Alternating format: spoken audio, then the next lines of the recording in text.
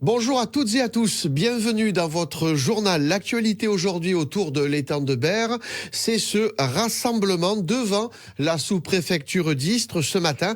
Rassemblement pour la défense de l'hôpital public de Martigues. Une centaine de salariés CGT étaient rassemblés. Vers 10h20, leurs représentants sont entrés en sous-préfecture pour participer à une réunion avec le sous-préfet, des représentants de l'agence régionale de santé. Plusieurs élus étaient présents. On a aperçu Pierre Daréville, le député de la 13e circonscription. Compte rendu signé Noren Werfeli. Je crois que c'était un moment important parce que ça a permis de mettre tout un ensemble d'acteurs et d'actrices autour de la table pour faire le point sur la situation et pour mesurer l'état critique des choses. Donc ça veut dire qu'on est en train de parvenir à faire prendre conscience qui a besoin de faire d'autres choix et d'investir dans notre hôpital public ici à Martigues, d'investir en moyens humains mais aussi d'investir dans les infrastructures. Le combat n'est pas gagné, mais les lignes ont bougé. Mais moi je crois qu'il y a des victoires au bout, il y a des victoires à aller chercher.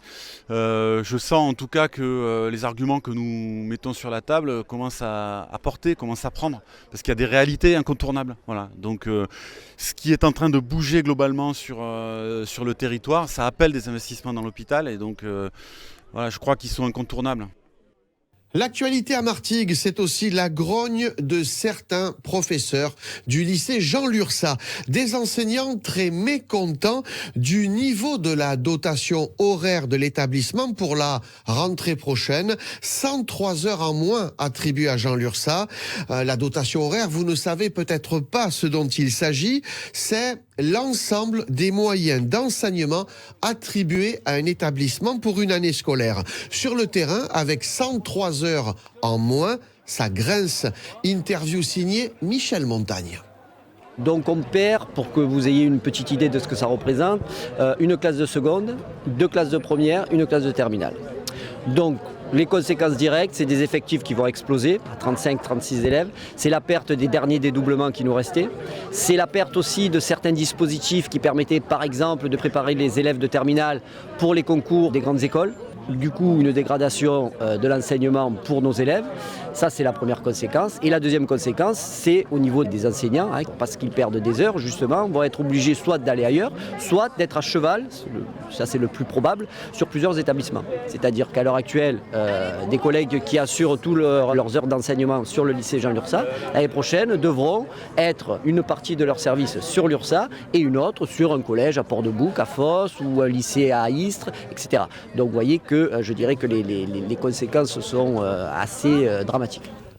Pour rester dans ce secteur de l'enseignement, avec un message qui s'adresse autant aux parents de lycéens en terminale qu'aux élèves eux-mêmes, la formulation des vœux sur Parcoursup, le fameux Parcoursup, touche à sa fin. Vous avez jusqu'à ce soir, juste avant minuit, pour émettre vos vœux sur la plateforme. Derrière cette petite piqûre de rappel signée Maritima, il y a chez des élèves des sentiments très partagés. Regardez ces avis recueillis ce matin à Martigues par Michel Montagne. Moi personnellement je suis assez stressée en général, donc je les ai fait vraiment vers l'ouverture de Parcoursup 2 ou 3 jours après. Comme ça je me suis dit mes vœux ils sont faits, je suis sécure pour ça, et si entre temps je veux changer ou alors j'ai des idées qui me viennent, j'ai le temps de les rajouter pour pas être pris de court avec le temps. Moi j'avais une idée en général, je voulais faire du droit, j'ai un professeur qui m'a ouvert à peut-être la philo aussi, donc j'ai mis les deux. Donc après sur Aix, au moins je suis dans le secteur, comme ça c'est pas trop compliqué, mais après j'ai mis vers Montpellier, Nice, etc. des villes, histoire que ça fasse un peu changer d'air aussi, et voilà. J'ai fait à peu près pareil, je l'ai fait assez au début. J'ai mis quelques facs de biologie et des BTS d'agronomie, d'agriculture. Et vous connaissez des gens qui délibérément attendent le dernier moment, des collègues? Alors pas à ma connaissance, des gens qui ont traîné parce qu'ils savaient pas trop, mais volontairement traîner, non, je voilà. Ouais, non, à ma connaissance, moi non plus. Tous les gens que je connais, non, personne qui l'a retardé volontairement. Personne n'a envie d'en rajouter à la complexité en attendant le dernier moment? Non, je pense que ça ira. C'est déjà pas un truc qu'on a forcément envie de faire, surtout que parfois avec les sites il y a des problèmes, etc. Donc c'est quand même notre avenir, donc vaut mieux faire attention et se mettre une épine dans le pied en le faisant volontairement tard, c'est pas la meilleure des choses à faire. L'actualité en région, c'est à Marseille cette mobilisation de plusieurs associations contre la croisière. Dans le passé, nous vous avions déjà parlé sur Maritima Télé de la pollution de l'air entre l'Estac et la Joliette.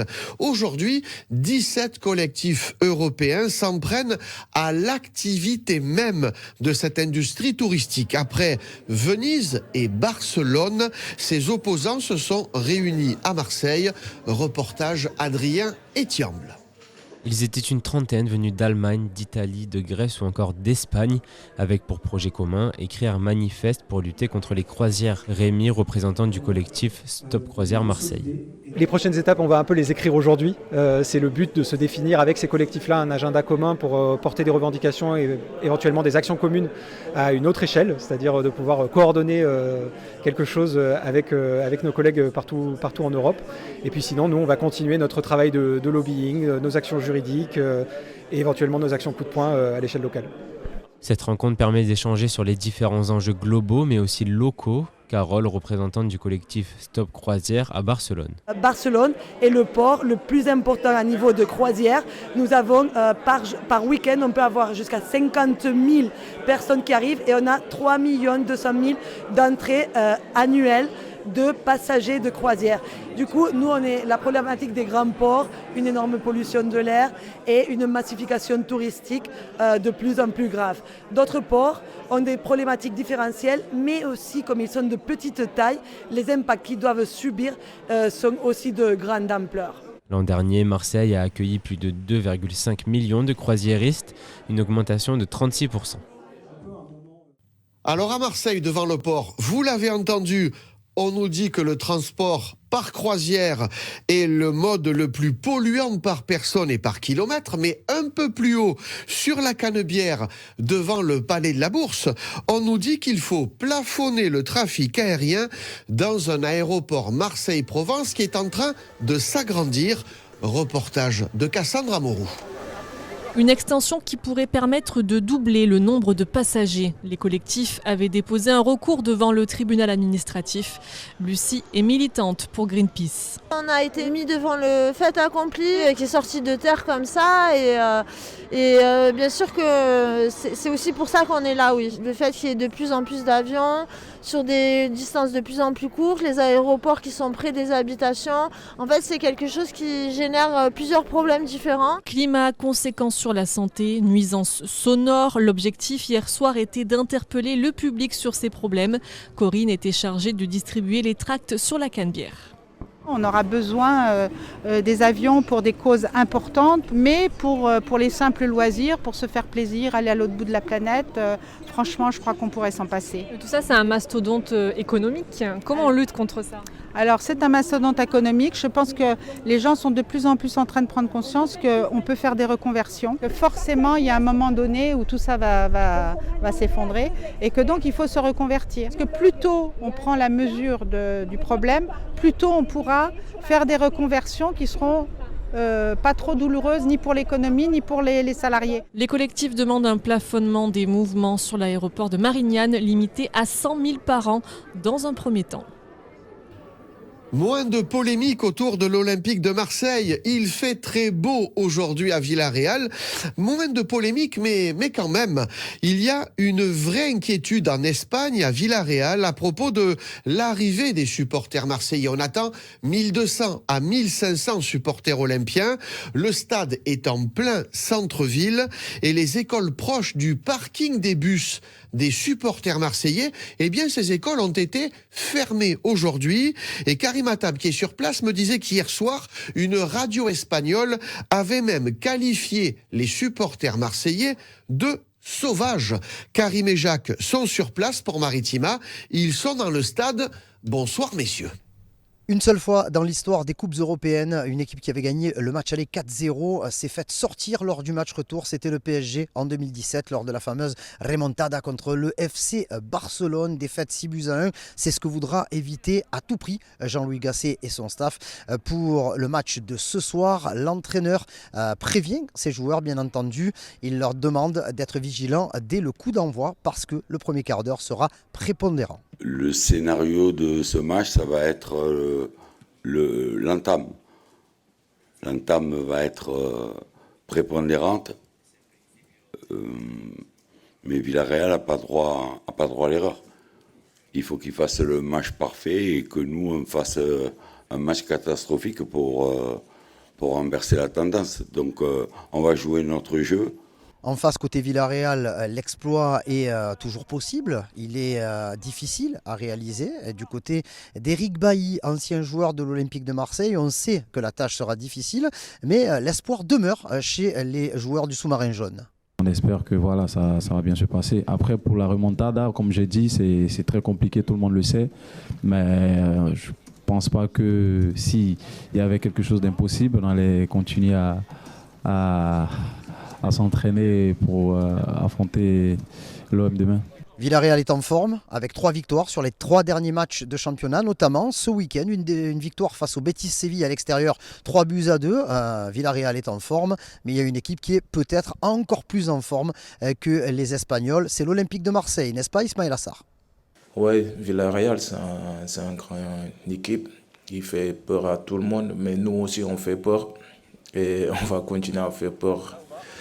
Coup d'envoi de ce match entre Villarreal et l'Olympique de Marseille, 8e de finale, retour de la Ligue Europa à 18h45 avec plus de 1200 supporters de l'OM qui seront présents ici dans l'Estadio de la Ceramica. Attention, certaines écoles seront fermées pour l'occasion, un petit peu trop à proximité du stade. Le maire a donné un décret pour que les scolaires soient en repos ce jeudi après-midi.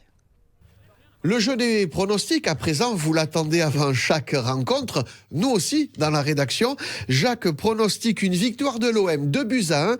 Pour Karim, c'est seulement un but partout. Interview et commentaires, bien sûr, dans la matinale de Maritima Radio, demain matin avec Manuel Danlois. Le sport sur Maritima, c'est aussi le Martigues Volleyball qui est parti ce soir pour Ajaccio. Martigues est en quart de finale face au Gazélec pour une qualification au meilleur des 5 rencontres. Manuel Danlois. Martigues Volley va bien, on y croit, on n'a que de bons signaux, explique Christophe Charroux, le coach martégal. L'équipe est enfin au complet, l'infirmerie est vide. Clément Diverchi à la passe et Antonin Rouleau au centre sont de retour. Les Martigaux restent sur 2 victoires à l'extérieur, obtenues à Mende et à Reims. Et au classement du championnat qui est établi sur la première phase de la compétition, Martigues 7e fait déjà mieux que la saison passée. Ce soir, les Martigaux partent pour Ajaccio avec 2 rencontres face aux Corses, demain et dimanche. Et puis, ce sera jeudi prochain à Martigues. Qualification au meilleur des 5 rencontres. Le premier à 3 victoires continue. Ajaccio, c'est le grand favori de cette compétition. Pour espérer, Martigues devra d'abord être très efficace au service pour gêner le passeur adverse et être capable de freiner Bala, le pointu ajaccien, qui est capable sur son talent de faire basculer une rencontre. Au meilleur de leur forme, les Martigaux sont capables de perturber le jeu des Corses qu'ils ont déjà battu en championnat. Premier match vendredi soir à suivre en live score sur votre site maritima.fr. Un rendez-vous à suivre sur l'antenne de Maritima Radio ce week-end dans le Grand Bazar. Gilles recevra Stéphanie Rode. Elle est texoise d'adoption, elle est auteure, compositrice et elle sort son premier EP très bientôt, des titres aux sonorités soul et jazz. Invité de Gilles samedi 12h30 à la radio, à 18h30 sur Maritima Radio. Un grand merci, c'est la fin de cette édition. Un grand merci à Camille en régie et à Flavio au montage qui ont rendu ce journal possible. La suite de vos programmes sur Maritima Télé avec notre duo Karim et Jacques en Espagne et on retrouvera ensuite notre coach Echo. Tout de suite, vos prévisions météo pour un vendredi en 2 tons.